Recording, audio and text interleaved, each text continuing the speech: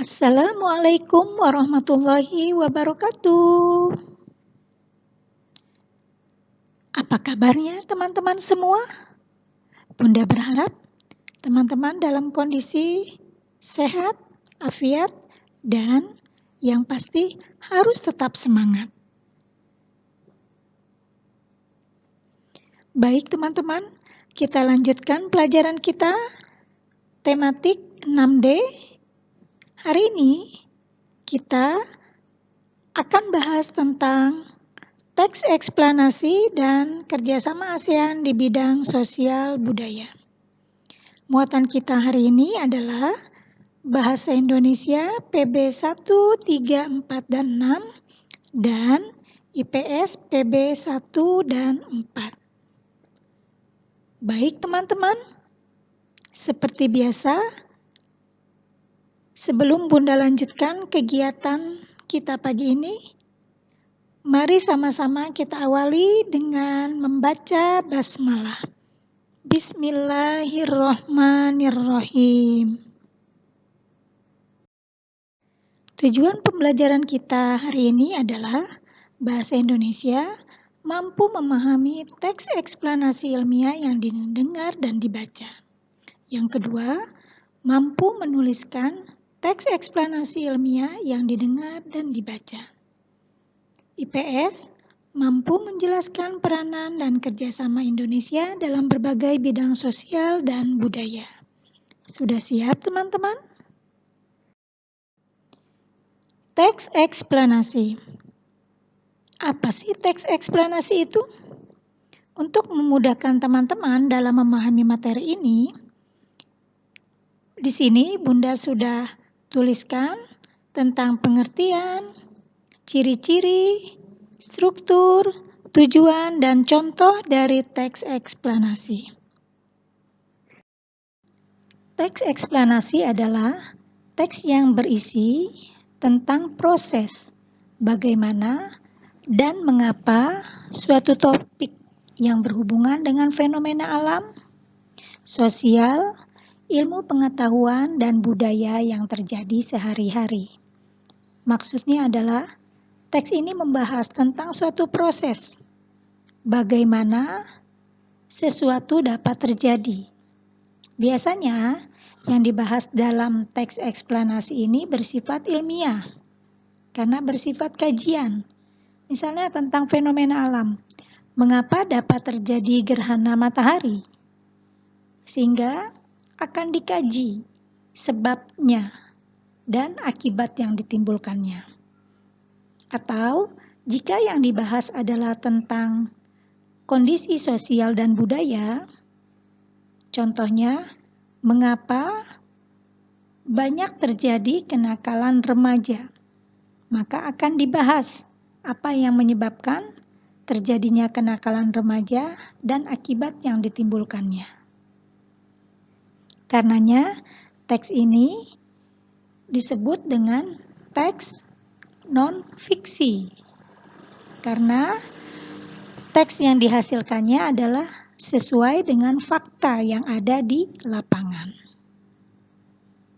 Kemudian, teks ini pun tidak mempunyai unsur mengajak kepada pembacanya untuk mengikuti apa yang ada dalam tulisannya. Nah, itulah yang disebut dengan teks eksplanasi. Ciri-ciri teks eksplanasi. Yang pertama, strukturnya terdiri dari penjelasan umum, sebab akibat, dan pendapat. Ciri yang kedua, informasi yang dimuat berdasarkan fakta atau kenyataan. Baik, selanjutnya adalah struktur teks eksplanasi. Terdiri dari 3, yang pertama pernyataan umum, deret penjelas, dan kesimpulan. Pernyataan umum adalah gambaran awal tentang apa yang akan disampaikan dan bersifat umum. Sementara deret penjelas adalah penjelasan tentang apa yang akan disampaikan. Kesimpulan adalah pandangan dari penulis yang bersifat opsional. Kesimpulan ini boleh disertakan, boleh tidak.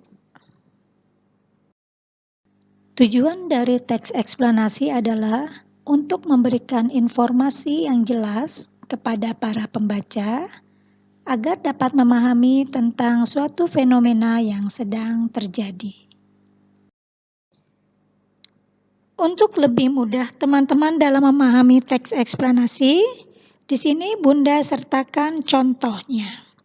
Teman-teman bisa lihat bukunya juga pada halaman 21 dengan judul Peranan Listrik pada Era Globalisasi. Teks ini terdiri dari 3 paragraf. Paragraf yang pertama, di sini Bunda bacakan, saat ini hampir setiap kegiatan yang kita lakukan menggunakan energi listrik.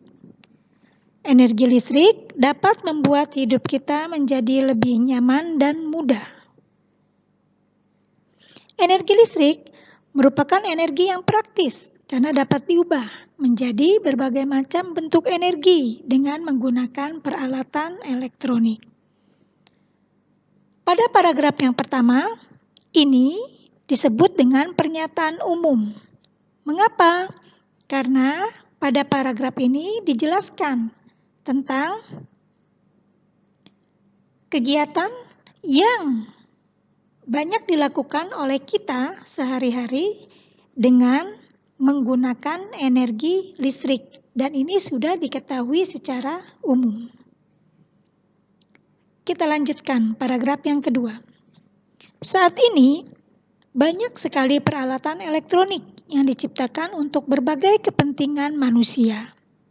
Di antara sekian banyak peralatan elektronik yang telah diciptakan, ada beberapa alat elektronik yang sangat berperan pada era globalisasi ini. Misalnya televisi, radio, telepon genggam, dan internet melalui media komputer. Dengan adanya alat-alat tersebut, informasi dapat dengan mudah didapat. Informasi dari suatu tempat juga dapat dengan cepat beredar. Bahkan pada era globalisasi ini, kita dapat dengan mudah melakukan transaksi di bank maupun transaksi jual beli dengan mudah dan cepat melalui internet di komputer maupun di telepon pintar atau smartphone. Pada paragraf yang kedua, ini disebut dengan deret penjelas. Mengapa? Karena pernyataan umum yang terdapat pada paragraf pertama, seperti teman-teman lihat, kegiatan yang kita lakukan banyak menggunakan energi listrik, kemudian diuraikan di bawahnya di paragraf yang kedua. Apa saja sih aktivitas manusia yang banyak menggunakan energi listrik? Nah, di sini dijelaskan, oh ternyata ada televisi, ada radio, ada telepon genggam, dan ada komputer. Nah, karenanya paragraf yang kedua ini disebut dengan deret penjelas. Menjelaskan apa yang sudah ada pada paragraf pertama sebagai gambaran umum atau pernyataan umum. Selanjutnya, paragraf yang ketiga. Begitu pentingnya listrik pada era globalisasi ini sehingga dapat dikatakan listrik menjadi salah satu kebutuhan pokok manusia. Jika tidak ada listrik, maka berbagai kegiatan manusia akan terganggu. Oleh karena itu, untuk menjaga agar ketersediaan listrik tetap ada, kita perlu menghematnya. Gunakan peralatan listrik seperlunya.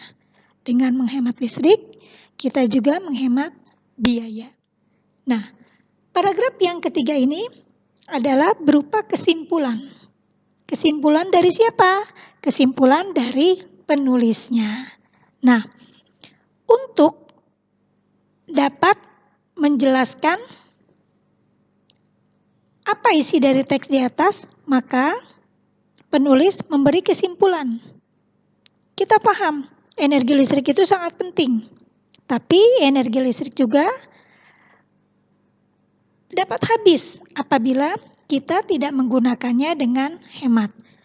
Karenanya, di sini penulis memberikan kesimpulan atau pendapatnya tentang cara kita agar bijak menggunakan listrik. Tapi teman-teman, ingat, kesimpulan ini boleh ada, boleh tidak. Mudah bukan teman-teman? Baik teman-teman, coba amati gambar-gambar berikut ini. Ada komputer, ada buah kurma, ada batik, ada karpet, ada televisi, dan juga keju. Nah, benda-benda ini diproduksi oleh beberapa negara. Coba teman-teman amati. Negara kita memproduksi apa ya? Ya, benar. Negara kita memproduksi kain batik. Dan batik produksi negara kita sudah dikenal di seluruh dunia. Lalu, apa hubungannya dengan globalisasi? Yuk kita cari tahu. Globalisasi. Globalisasi berasal dari dua suku kata, yaitu globe yang berarti dunia dan season yang berarti proses. Jika digabungkan berarti bisa diartikan proses yang mendunia. Maksudnya adalah globalisasi adalah proses yang mendunia, membuat manusia saling terbuka dan saling bergantung satu dengan yang lainnya tanpa batasan jarak dan waktu. Artinya, di era globalisasi ini, kita semua menjadi terbuka. Terbuka apa? Terbuka dalam hal informasi. Sehingga tak ada satupun informasi yang tidak dapat kita ketahui dari belahan dunia manapun. Dan membuat kita manusia mempunyai tingkat ketergantungan yang tinggi dengan yang lainnya, tanpa ada batasan jarak dan waktu. Maksudnya di sini adalah kita dapat mengetahui segala macam bentuk informasi dari belahan dunia manapun tanpa ada batasan. Tanpa ada batasan baik waktu ataupun jarak. Artinya, ketika kita ingin mengetahui informasi apapun tentang satu negara, kita dapat mengaksesnya tanpa melihat waktunya dan tanpa melihat jaraknya. Itulah yang dapat difahami dari globalisasi. Beberapa faktor penyebab globalisasi. Yang pertama, faktor teknologi komunikasi. Informasi yang terjadi di satu negara akan dengan mudah dapat diakses oleh negara lain. Artinya, dengan kemajuan teknologi komunikasi, kita dapat mengetahui peristiwa apapun di belahan dunia manapun dengan mudah. Yang kedua, teknologi informasi. Dengan kemajuan teknologi informasi memudahkan terjadinya transaksi ekonomi antar negara. Yang ketiga, teknologi transportasi. Teknologi transportasi ini memberikan kemudahan bagi para pelaku usaha untuk mendistribusikan barang dan jasanya antar negara. Yang terakhir, kerjasama ekonomi internasional, di mana ini akan memudahkan terjadinya kesepakatan antar negara di bidang ekonomi. Ciri-ciri globalisasi.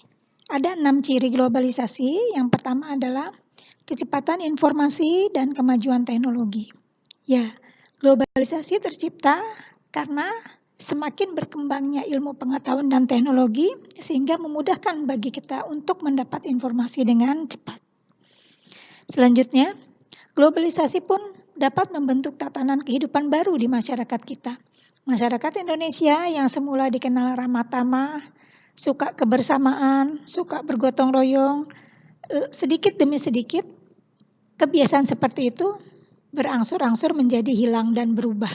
Akhirnya menjadi masyarakat Indonesia menjadi masyarakat yang individual. Terlebih ketika hal itu terlihat ketika kita ada di kota-kota besar dan tinggal di komplek. Itu akan terlihat antara satu sama lain tetangga yang mungkin kiri kanan bisa jadi tidak saling mengenal karena punya kegiatan sendiri-sendiri yang sibuk di luar rumah sehingga pulang ke rumah hanya tinggal istirahat. Kemudian yang ketiga, melampaui batas-batas negara. Globalisasi membuat tidak ada lagi batasan antara satu negara dengan negara lain. Karena apapun dapat dengan mudah kita ketahui melalui internet dengan dukungan kemajuan iptek. Kemudian yang keempat, globalisasi membuat tingkat ketergantungan kita pada negara lain akan semakin tinggi. Contohnya, berapa banyak jumlah kendaraan roda 4 di kota Tangerang? Padahal Indonesia adalah bukan penghasil mobil atau bukan pembuat mobil. Berarti tingkat ketergantungan negara kita akan kebutuhan mobil sangat tinggi. Mengapa? Karena semakin banyak permintaan dari masyarakat Kota Tangerang. Yang kelima, mengutamakan pendidikan. Kalau awalnya sebelum era globalisasi, masyarakat Indonesia hanya berpikir cukup bisa membaca, cukup bisa menulis, cukup bisa berhitung. Tidak terlalu berpikir butuh akan pendidikan. Tidak terlalu berpikir, oh pendidikan itu sangat perlu. Untuk apa? Untuk memperbaiki satu, taraf kehidupan. Kedua, tingkat sosial. Yang ketiga, akan memudahkan nanti ketika akan mencari pekerjaan. Tapi di era globalisasi ini membuat pola pikir masyarakat Indonesia berubah. Sehingga akhirnya semua orang berpikir betapa pendidikan itu sangat penting. Kemudian selanjutnya, ciri yang terakhir adalah terjadinya perdagangan bebas, di mana semua orang, semua negara dapat menanamkan sahamnya atau menanamkan investasinya di negara tertentu yang dia kehendaki. Sehingga peluang terciptanya perdagangan bebas akan semakin besar. Dan kita tidak bisa menutup kemungkinan itu atau melarang negara tertentu untuk menanamkan investasinya di negara kita. Karena ketika banyak permintaan dari satu negara akan satu produk, bukan hal yang mustahil bagi negara tersebut untuk menanamkan sahamnya di negara kita. Seperti itu. Itu kerjasama. Indonesia banyak menjalin kerjasama dengan negara-negara lain, baik yang berada di kawasan Asia Tenggara ataupun di luar itu. Bentuk kerjasama ini terbagi kepada dua macam. Yang pertama adalah kerjasama bilateral, yaitu kerjasama yang dilakukan oleh dua negara. Contohnya Indonesia dengan Malaysia. Yang kedua, kerjasama multilateral. Namanya saja sudah multi ya teman-teman, berarti kerjasama ini dilakukan oleh banyak negara. Nah, kerjasama multilateral ini terbagi lagi kepada dua. Yang pertama, kerjasama regional.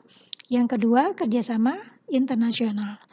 Regional ini adalah bentuk kerjasama yang dilakukan oleh negara-negara yang berada pada satu kawasan tertentu. Contohnya, Indonesia adalah salah satu negara yang berada di kawasan Asia Tenggara. Nah, Indonesia menjalin kerjasama dengan negara-negara yang berada di kawasan Asia Tenggara. Negara apa saja? Bisa jadi dengan negara Brunei, negara Thailand, negara Singapura, dan negara yang lain yang berada di kawasan Asia Tenggara. Selanjutnya adalah kerjasama internasional, yaitu kerjasama yang dilakukan pada seluruh negara-negara yang berada di seluruh dunia. Baik, tujuan dibentuknya kerjasama yang pertama adalah meningkatkan sumber daya manusia, di mana saat ini semakin berkembangnya kemajuan ilmu pengetahuan dan teknologi, tentu harus didukung oleh sumber daya manusia yang setara. Sebab jika tidak, pasti manusia akan semakin tertinggal. Nah, mengapa dilakukan kerjasama antar negara ini? Agar kemampuan sumber daya manusia di tiap-tiap negara mempunyai tingkatan yang sama. Yang kedua, meningkatkan kesejahteraan dan perlindungan sosial. Mengapa? Tujuannya adalah agar kesejahteraan di tiap-tiap negara tidak terlalu jauh rentangnya.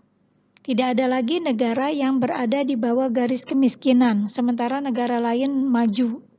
Tapi satu negara taraf hidupnya sangat rendah. Nah, tujuan dari kerjasama ini adalah upaya untuk menyamaratakan kesejahteraannya, minimal tidak terlalu jauh rentangnya. Kemudian yang ketiga adalah meningkatkan keadilan dan hak asasi manusia. Ya, semua orang punya hak yang sama. Hak untuk hidup, hak untuk berbicara, hak untuk mendapatkan pendidikan, mendapatkan perlindungan, dan keadilan. Nah, tujuan dari kerjasama ini memberikan rasa keadilan yang sama. Bagi siapa? Bagi semua manusia. Artinya, tidak ada manusia yang lain merasa lebih memiliki hak dari yang lainnya. Yang terakhir, kerjasama ini bertujuan supaya mengurangi tingkat kesenjangan yang ada. Kita ketahui teman-teman di kawasan Asia Tenggara ada negara yang sangat pesat perkembangannya. Contohnya Singapura, Malaysia, Brunei. Nah, kerjasama ini salah satunya tujuannya adalah mengurangi tingkat kesenjangan agar kita memiliki level yang sama, tingkatan yang sama dengan negara-negara yang lain. Itulah beberapa tujuan dari dibentuknya kerjasama di kawasan Asia Tenggara. Pada era globalisasi ini, Indonesia juga melakukan kerjasama dengan negara lain, termasuk dengan negara-negara ASEAN. Lalu, bagaimana peran Indonesia dalam kerjasama di bidang sosial budaya dengan negara-negara ASEAN? Yuk, kita lanjut. Peran Indonesia dalam kerjasama antar negara di bidang sosial budaya di kawasan ASEAN. Yang pertama adalah aktif dalam program pertukaran pelajar. Sudah banyak para pelajar Indonesia yang dikirimkan ke luar negeri. Teman-teman pun bisa. Nah, pada program ini, para pelajar Indonesia dikirimkan ke negara-negara tertentu, kemudian sebaliknya juga demikian, dari negara-negara luar mengirimkan para pelajarnya ke Indonesia. Tujuannya apa? Untuk saling bertukar pengetahuan, pengalaman, dan budaya yang ada di negara masing-masing. Yang kedua adalah keikutsertaan Indonesia dalam berbagai cabang olahraga, baik sebagai peserta ataupun tuan rumah. Seperti teman-teman ketahui, Indonesia pernah ditunjuk sebagai tuan rumah pada acara ASEAN Games tahun 2018 di kota Palembang. Yang ketiga, peran Indonesia dalam kegiatan kebudayaan internasional diantaranya adalah dengan mengirimkan para penari profesional yang diikutsertakan pada ajang lomba internasional. Seperti yang teman-teman lihat pada gambar ini. Yang keempat, Indonesia melakukan kerjasama dalam upaya pemberantasan narkoba. Dengan cara Kepolisian Republik Indonesia bekerjasama dengan polisi yang berada di negara-negara kawasan Asia Tenggara untuk memutus mata rantai peredaran narkoba. Yang terakhir, Indonesia aktif dalam penanggulangan bencana alam dengan cara mengirimkan bantuan baik berupa obat-obatan, makanan, pakaian, ataupun tenaga medis kepada negara-negara yang terdampak bencana. Nah, itulah 5 peranan Indonesia dalam kerjasama antar negara di bidang sosial budaya di kawasan ASEAN. Selanjutnya adalah dampak positif globalisasi. Yang pertama, pola hidup yang serba cepat. Di era globalisasi ini, semua orang dituntut untuk serba cepat. Berpikir cepat, bertindak cepat, menyelesaikan tugas cepat. Karena kalau kita berlambat-lambat, kita akan tersingkir oleh orang lain. Yang kedua, pesatnya perkembangan teknologi informasi dan komunikasi ini memberikan dampak positif buat kita, sehingga kita banyak sekali mengetahui hal-hal yang sebelumnya tidak kita ketahui dengan mudah, dengan cepat. Kita dapat belajar dengan cepat, dengan mudah, tanpa harus mengeluarkan biaya yang banyak. Yang ketiga, globalisasi mampu membuat manusia untuk berpikir bagaimana caranya meningkatkan pemanfaatan sumber daya alam yang ada. Nah, itulah 3 dampak positif globalisasi. Dampak negatif globalisasi. Yang pertama, berkurangnya tenaga kerja pada sektor pertanian. Di era globalisasi, lahan pertanian yang tadinya banyak, yang tadinya luas, berangsur-angsur menjadi berkurang bahkan hilang, tergantikan oleh berdirinya bangunan-bangunan kokoh seperti pabrik-pabrik. Sehingga masyarakat Indonesia yang tadinya bekerja sebagai petani berubah haluan menjadi buruh atau karyawan-karyawan di perusahaan. Yang kedua, masyarakat menjadi individualistis karena dituntut untuk bergerak cepat, menyelesaikan sesuatu dengan cepat sehingga tidak ada lagi waktu untuk saling menyapa, untuk saling mengenal satu sama lain. Yang ketiga, masuknya budaya barat ke dalam masyarakat kita yang membawa pengaruh, karena semua budaya yang masuk ke negara kita tidak disaring. Padahal tidak semua budaya yang masuk ke negara kita sesuai dengan budaya Indonesia. Nah, itulah 3 dampak negatif dari globalisasi. Tugas teman-teman hari ini adalah silakan kerjakan evaluasi subtema 1 pada buku tematik 6D. Untuk pilihan ganda, teman-teman boleh kerjakan di buku paket, dan untuk uraiannya silakan kerjakan di buku tulis. Alhamdulillahirobbilalamin. Selesai sudah pembelajaran kita untuk pagi ini. Bunda ucapkan terima kasih atas perhatian teman-teman semua. Jaga selalu kondisi tubuh, tetap semangat, dan wassalamualaikum warahmatullahi wabarakatuh.